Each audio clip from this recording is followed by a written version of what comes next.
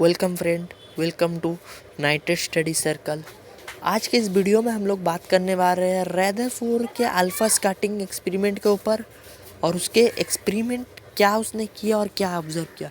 जैसे हम लोगों ने इससे इससे पिछले वाले वीडियो में जाना था कि जे थॉमसन ने अपना सबसे पहले एटॉमिक मॉडल प्रपोज किया था और उसके बाद उसका ड्रॉबैक भी हुआ।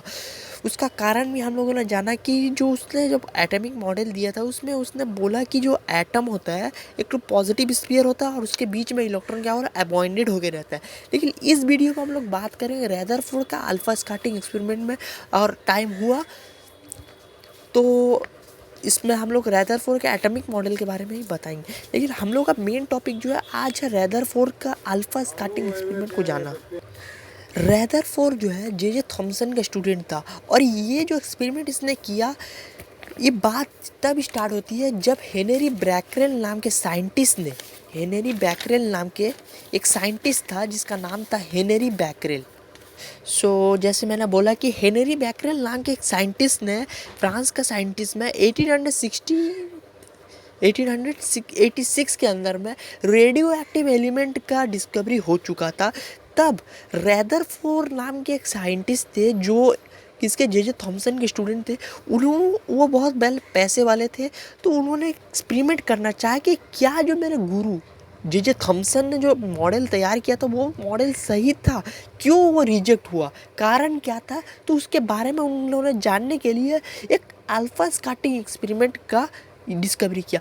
अब हम लोग जानते हैं कि रदरफोर्ड का एक्सपेरिमेंट क्या था। सबसे पहले इसको जानने से पहले हम लोग को जानना पड़ेगा कि अल्फा पार्टिकल क्या होता है। अल्फा पार्टिकल क्या होता है उसको जानना पड़ेगा। देखिए, रदरफोर्ड एटॉमिक मॉडल में सबसे पहले आपको अल्फ़ा क्या होता है, बीटा क्या होता है, गामा क्या होता है, रेडियो एक्टिव में ये समझना आपको बहुत इंपॉर्टेंट होगा। क्योंकि अगर ये आप लोग नहीं समझ पाइएगा, आपको ये नहीं पता चलेगा कि गामा रेडिएशन कहाँ से निकलता है, अल्फ़ा रेडिएशन कहाँ से निकलता है, ये नहीं समझ पाइएगा।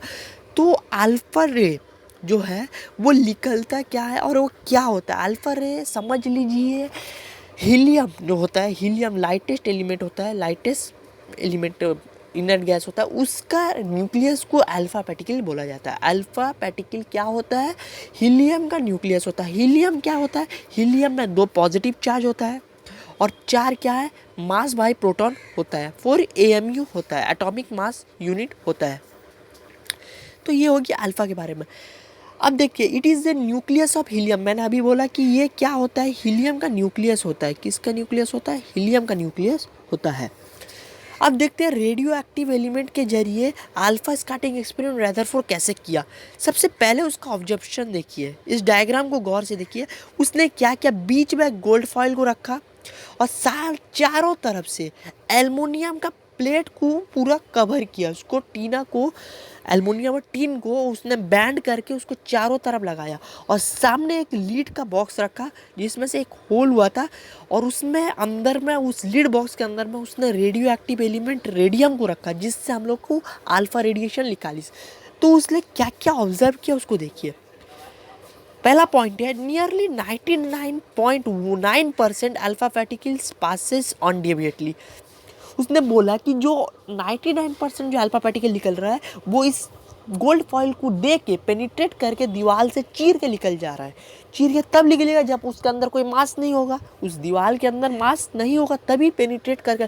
और ये अल्फा स्कैटरिंग, अल्फा पार्टिकल इतना उसके अंदर काइनेटिक होना है तो चीर के पेनिट्रेट करके निकल गया। पहला पॉइंट कि जो 99% वो उसने जब एक्सपेरिमेंट एक अल्फा पार्टिकल से नहीं किया, बहुत सारा अल्फा पार्टिकल, तो 99% जो अल्फा पार्टिकल है वो अनडेविएट होके पास करके गोल्ड फॉइल को पेनिट्रेट करके निकल गया।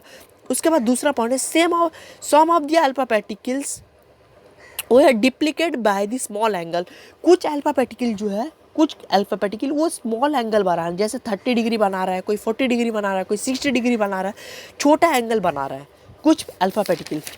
तीसरा पॉइंट देखिए, गौर करिए, थोड़ा ये करिए, लाइक करना मत भूलिए, कमेंट करना ना भूलिए। ये वीडियो बहुत इंपॉर्टेंट होता है और इसको समझना आपको बहुत ज़रूरी है क्योंकि ये अल्फा स्कैटरिंग एक्सपेरिमेंट बहुत मरते आया है और इसको अगर नहीं समझ, रदरफोर्ड का मॉडल को नहीं समझ पाइएगा।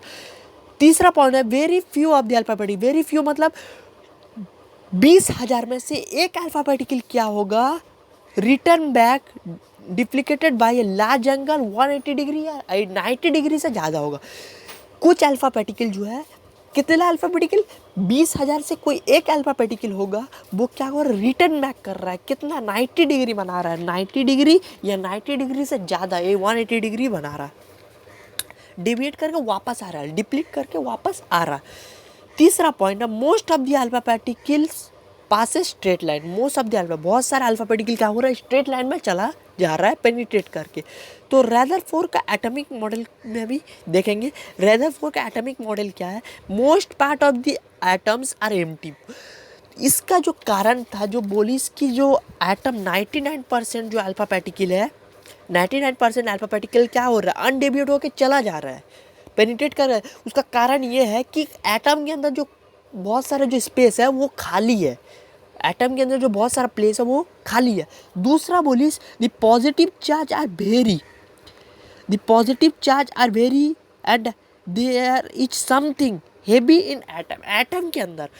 दूसरा रीजन में समझिए, जो बोलिस कि 20,000 में से कोई एक अल्फा पार्टिकल जो वापस बैक आ रहा है, कॉइल बैक कर रहा है, रिटर्न बैक करके 180 डिग्री एंगल बना के आ रहा है। उसका कारण क्या है कि एटम के अंदर कोई एक हेवी पॉजिटिव चार्ज का मास जो है एक हेवी प्लेस में है, हेवी चीज़ है जो उसको कंट्रोल कर, उसमें पॉजिटिव चार्ज उसके अंदर भरा हुआ है, और उस हेवी चीज़ जो है एटम के सेंटर में होता है, जिसको उसने नाम दिया न्यूक्लियस। क्या, न्यूक्लियस। तो ये क्वेश्चन बार बार आता है कि अल्फा स्कैटरिंग एक्सपेरिमेंट से एटम के अंदर का एक हेवी पार्टिकल पता चला जो एटम के सेंटर में, जिसमें पॉजिटिव चार्ज का बहुत मास होता है। उसका नाम रदरफोर्ड ने क्या रखा, न्यूक्लियस रखा। और न्यूक्लियस वो किसने डिस्कवर किया, रदरफोर्ड के एटॉमिक अल्फा स्कैटरिंग एक्सपेरिमेंट से न्यूक्लियस का डिस्कवरी हुआ। Most part of the atom is hollow, पहला पॉइंट। दूसरा point, the positive charge is a very small space, बहुत स्मॉल स्पेस मतलब कम जगह में है, उसको न्यूक्लियस बोला गया। Positive charge is very is नहीं, the positive charge is heavy, there is something very heavy in atom. Atom के अंदर कुछ बहुत हेवी चीज़ है उसके सेंटर में, जो पॉजिटिव चार्ज को क्या करके रखी से, पकड़ के रखी से, और उसका नाम उसने वो सेंटर में है, उस चीज़ का नाम उसने, उस हेवी चीज़ का नाम रखा न्यूक्लियस। किसने, रदरफोर्ड ने। तो इस चीज़ में हम लोगों ने क्या पढ़ा कि रदरफोर्ड ने जो अल्फा स्कैटरिंग एक्सपेरिमेंट किया, उसमें पहला पॉइंट जो है 99% जो अल्फा पार्टिकल है वो क्या कर रहा है, पेनिट्रेट करके भाग जा रहा है, किससे, गोल्ड फॉइल से। दूसरा पॉइंट पढ़ा कि मोस्ट ऑफ द अल्फा, कुछ अल्फा पार्टिकल जो है वो क्या कर रहा है, स्मॉल एंगल बना रहा है, कितना, 30 डिग्री बना सकता है, 60 डिग्री, लेकिन 90 डिग्री से कम बनाता है। लेकिन उसके बाद जो है very few of the alpha, very few मतलब 20,000 में से कोई एक अल्फा पार्टिकल क्या कर रहा है, वापस डिप्लीट करके वापस गोल्ड फॉइल को डिप्लीट करके वापस आ जा रहा है। क्यों आ रहा है, क्योंकि एटम के अंदर कोई हेवी चीज़ है जो पॉजिटिव चार्ज को पकड़ के रखी से सेंटर में, और उस हेवी चीज़ का नाम क्या दी उसने, न्यूक्लियस दिस। तो हम लोगों ने इस तीसरे पॉइंट से न्यूक्लियस का डिस्कवरी किया, और वो कब बनेगा, जब 180 डिग्री से वापस आ रहा। 180 डिग्री कब बनेगा, जब हम लोग स्ट्रेट लाइन में आएंगे। तो उसने चौथा पॉइंट में वाला, most of the alpha particle passes straight line, क्या कर रहा है, स्ट्रेट लाइन में पेनिट्रेट करके जा रहा है। दूसरा चीज़ हम लोगों ने रदरफोर्ड के एटॉमिक मॉडल के बारे में भी जाना, जिससे हम लोग ने न्यूक्लियस का डिस्कवरी के बारे में जाना। ये कुछ पॉइंट है, आप लोग ज़रूर इसको देखें और इसको याद करें, और इससे बहुत सारा, और अगर इस समझ गए, नेक्स्ट वीडियो में हम लोग बात करेंगे उस आदमी के बारे में जिसने सबसे पहले अल्बर्ट आइंस्टाइन को चैलेंज दिया था, और उसका नाम था नील्स बोर्स। बोर्स के एटम, इसका भी मॉडल जो है ड्रॉबैक हुआ, और ड्रॉबैक का 2 रीज़न था, और ये आप देख सकते हैं। तो अगला वीडियो में हम लोग बात करेंगे कि इसके वीडियो में इस चीज़ के ऊपर रदरफोर्ड का एक्सपेरिमेंट भी जो है, मॉडल भी, वो भी ड्रॉबैक हुआ, और उसको करने वाला था मैक्सवेल, साइंटिस्ट मैक्सवेल, और वो चीज़ किस, वो अल्फा स्कैटरिंग एक्सपेरिमेंट, और वो किस, इलेक्ट्रोमैग्नेटिक वेव्स के जरिए। तो इस वीडियो को लाइक करना ना भूलें, कमेंट करना ना भूलें। नेक्स्ट वीडियो में हम लोग बोर्स रदरफोर्ड एटॉमिक मॉडल के बारे में बात करेंगे, और रदरफोर्ड के एटॉमिक मॉडल के ड्रॉबैक के बारे में भी बात करेंगे। तो इस वीडियो को कमेंट करना ना भूलें, लाइक करना भूलें। So thank you, good night, good morning and good evening.